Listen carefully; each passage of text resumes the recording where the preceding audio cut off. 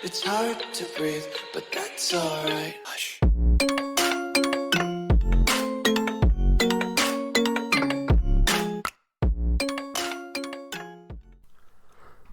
Okay guys, so moving on to the Fibonacci tool. We just previously spoken about momentum, so what we can do is go ahead and just clear that up because it's not really relevant anymore, because you guys have mastered that already. Okay, but what I do recommend is, obviously, if you haven't, just go on the charts and start drawing up the data range and mapping out, how long certain times and moves it took. So another confluence is the Fibonacci tool. So you may be familiar with it, you may be not. But essentially the Fibonacci tool is obviously, the way that the people use it is, you got the 618, you got this, 7 whatever, you got the 3, 6, 7, 5, right? And all sorts of different numbers. But when we use it, all we have on is the 0, 0.5 and 1, right? So you can copy all these settings if you want. So I only have levels, background, the 1 is red, blue, and yeah, you can go ahead and copy that. And pretty much what we're looking at is in the blue zone, so the 0 to the 0.5, that is our discount zone. So when I say discount zone, you may be wondering what you want about. And the truth is, when we're looking to buy within a certain trade, so for example, if we're in an uptrend and I measure the higher low to the higher high and price pulls back, we want to be buying in the discount zone. So not only does this help invalidate POI, so for example, if there's an order block there, order block there, we wouldn't buy from any of them because it's not within this discount zone. Okay, so when price pulls back into the discount zone, that's when we look to buy, and obviously somewhere in the discount zone is where we look to buy it, pretty much. Okay, and the reason why we buy at discount is, like, when you go into your local shop, so for example, me, it's Tesco's, right? If I go into Tesco's, right, I want to buy things cheaper, right? So if I see a sale on, right, if for a certain something, if there's 50% off on a certain item, if I go into like JD or something and want a new pair of shoes, there's a weekend sale on JD, right, Black Friday, everyone goes mad over it. Everyone's going to be buying it because it's a big sale, right? So for example, when Black Friday's on, everyone goes crazy because they're getting things at a discounted price. Okay, so why would we buy something that's expensive? So premium, if we move on to premium, why would we want to buy in the premium zone? Because if we're buying in the premium zone, it's expensive pricing. So I measure my discount zone and premium zone from the the high time frame structure. But you can also, if you've done that as well, you can also use it on the smaller time frames as long as it's within the overall discount zone on a higher time frame if we're looking for buys, right? Because remember, we want to buy it at a discount because it's cheaper pricing, and we want to sell it at premium because it's expensive pricing. So if we want to make some money, if we're selling a TV, we want to sell it as expensive as possible, right? So if we move on to this second chart here, if we measure the lower high to the lower low and price pulls back, anywhere as long as it's above the equilibrium is our entry, right? So within this range, this is our entry. So it's up to us to identify which order block is valid, which order block, or which supply and demand zone or which supply zone is valid, which supply zone is being respected, blah blah, and what are the 1 minute opportunities we can take and stuff like that. Okay, so yeah, so pretty much discount zone, it's like when we go to a shop, we want to buy it at a discount, right? We don't want to pay for the full price. And when we include this Fibonacci tool, the supply, with the supply and demand, so the discount and premium, it sort of relates to the supply and demand. So if you understand supply and demand, this is simply supply and demand, right?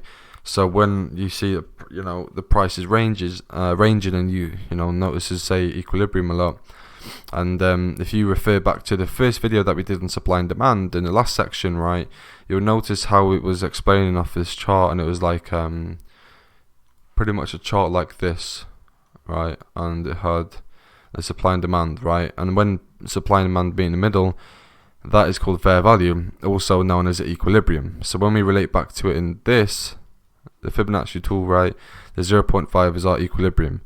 So equilibrium, I would say, is more, I use it more in the, like, when I look at my ranges. So for example, if we're looking at a Wyckoff phase, it's good to understand the equilibrium of the range where the fair value is, because that's where the orders are being accumulated, right? So if you measure a lower high to a lower low, in the middle, you'll most likely see some sort of ranging, right? And that's where they're pumping their money into the market. So if price is just doing this, right, and say for example there's a high there, right, and there's a low over there, right, if I draw that a bit better actually, and there's a low over here, right, what we're going to do is we're going to draw up our zones. And also what you can do as well, you might need to reverse them from time to time, as they can be quite a pain to draw. But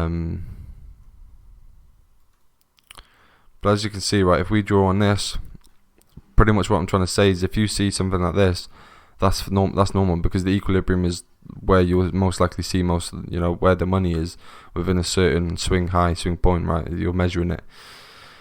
Now the equilibrium can mean a lot of things. It's like, for example, if we're looking to buy or sell from a supply-demand zone, we want to focus on the equilibrium, right? Some people focus on the open, but if you want to focus on the equilibrium, that's fine, because usually price will, like we said in supply and demand, if price breaks out to the downside, so there's more supply, right, and price is looking to retrace, it's going to usually tap into the equilibrium because it's going to rebalance itself before selling off again, right? So it's like, don't overcomplicate it, just keep it, like, don't go too much into that, but that's how it relates to supply and demand. But just focus on just drawing it, you don't need to think of all of that stuff, okay? So the equilibrium is the equilibrium. It's just handy to have a part of a range. So for example, like you said, when we get into the Wyckoff section, I don't know if the Wyckoff will be in this course, I don't know if I'll do that, I haven't done that one yet. That one will be either in this course or in a separate course that obviously you get as well, but it might be released at a later date. But Wyckoff is, equilibrium. I use that sometimes just to, measure the equilibrium of the range, because we want to find the middle zone of the range, because usually the preliminary supply usually touches the equilibrium before leaving phase D or E, right? It's a bit more complex, but you'll understand when we talk about that. But yeah, so focus on the two things. Just if you want to sell, right, if you're within bearish structure, you want to sell at a premium, and if you're buying, you want to buy at a discount, right? And that's simply what we want to do. So again, it's very simple. I'm not going to go too much into that because it's literally so simple, right? So if we just measure the swing high, so this is where the initial move happened, right? But if you want to, that's absolutely fine. You can go ahead and, mark up this high like this. That's absolutely fine, right? But if you want to just be a bit more careful, right, you can just do this. When I say careful, I don't mean like careful. I just mean like you draw them how you want to draw. What works for you works for you. Because I draw them like personally, like where the move happened. But it's up to you how you draw them. But most people would just draw it up here, and that's absolutely fine, right? Because it's still equal. But as you can see, pretty much what I'm trying to get at is if we're looking to sell, right, and we see this order block here, right? So if we just go back to price, let's go there, right? And if we were to go back to price, people would look at this and think, oh, this is a supply zone, right? So what am I going to do? I'm going to sell from there, because this is the most recent before it breaks a structure to the downside, right? It's broken this structure. This is the most recent. And while that does make sense, it's not lining up with our confluences.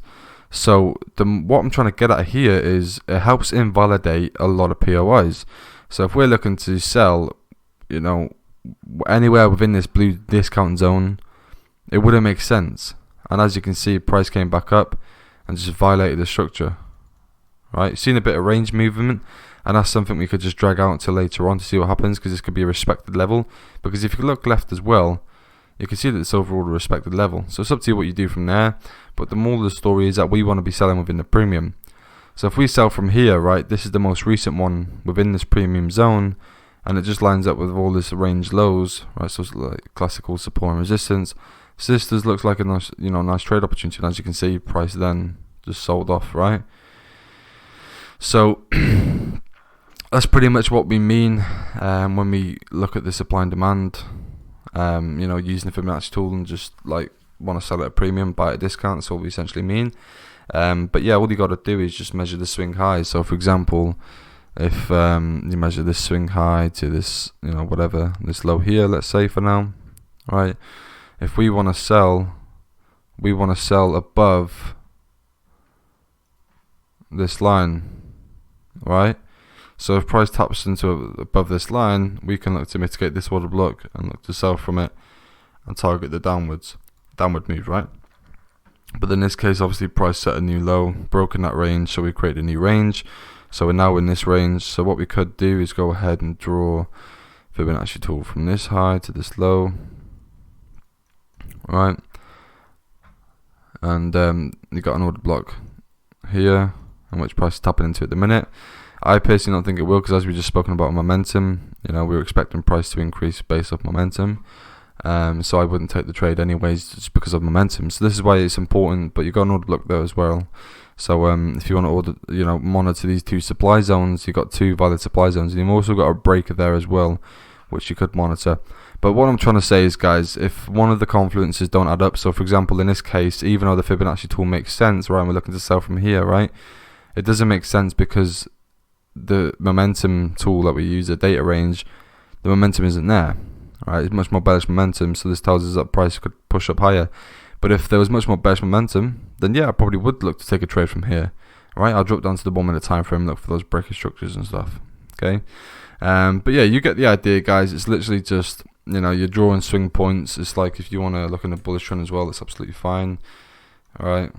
So if we just reverse this, you can see here that the price from the swing low, swing high, came back down, tapped into demand zone in this example, and ran away. Okay, so that's pretty much what we do, just to help find trade opportunities.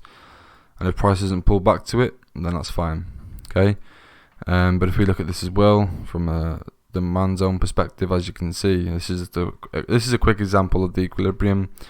As you can see, right, if you measure the swing low to the swing high, within the around the equilibrium, it won't be perfect, right, but around the equilibrium, you can see that price, what's it doing? It's just ranging. So these are just accumulating orders, right, in order for the breakout to the upside, there's more demand. So this tells us that we're, bullish. So what price did was, eventually it will tap back down into one of these zones, in which it did. Alright, so it tapped into this order block, or overall equilibrium of this sort of supply, I suppose you could say demand range, because if you look at this, right, you can, that's the high and that's the low, right? So if we were to take a trade based off that, we're buying at a discount. I don't know why I can't reverse that. There you go. So we're buying in this discount zone here. Even if we draw it from the top, right, we're still buying in the discount zone. But we've also noticed where the large orders are being placed because of the equilibrium of this range, so it makes sense. Order block, right, and then even if you don't want to trade based off the order block, because off this order block you get a nice trade off the open, right, because it lines up again with the overall equilibrium of this short-term demand range. Right, if price broke into the downside, then that would be a supply range in which we look to sell. But because it broken upwards, there's an order block within that. Right, is imbalance, partially been tapped into. As you can see, this old range just lines up with the open of this order block, so it looks nice for a long opportunity. Right, and our first target would be the supply zone. Why would it be the supply zone? Because that's where we're looking to sell from. Right, as you can see, price tapped into it and just ride it off.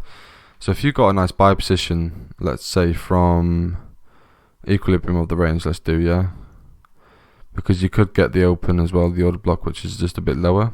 But if we just do the equilibrium of the range, if your stops are below there, that's at 8.86%. If they're below there, that's still a 3.27%. Or if they're just below the order block, that's a 5%, right?